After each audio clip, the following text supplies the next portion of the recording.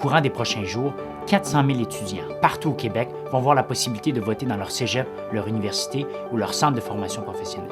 C'est une occasion unique pour notre génération de faire valoir son point de vue, ses aspirations, sa vision du Québec aujourd'hui et pour l'avenir.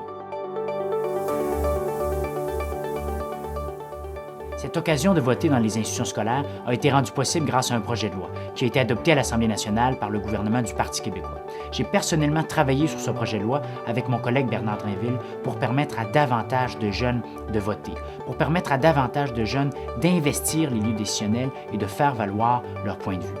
Au milieu des années 70, notre génération représentait 30 % de la population québécoise. Aujourd'hui, nous représentons 19 % du Québec et en 2030, nous ne serons que 16 %.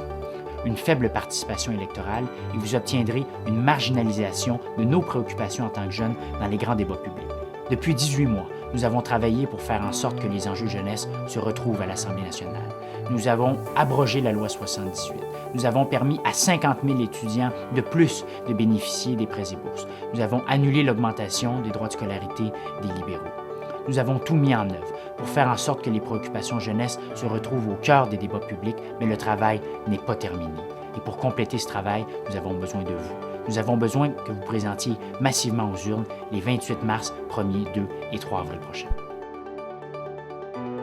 Aujourd'hui, notre génération n'est plus portée par le nombre, mais elle doit être portée par sa détermination à bâtir un Québec plus fort, un Québec à son image.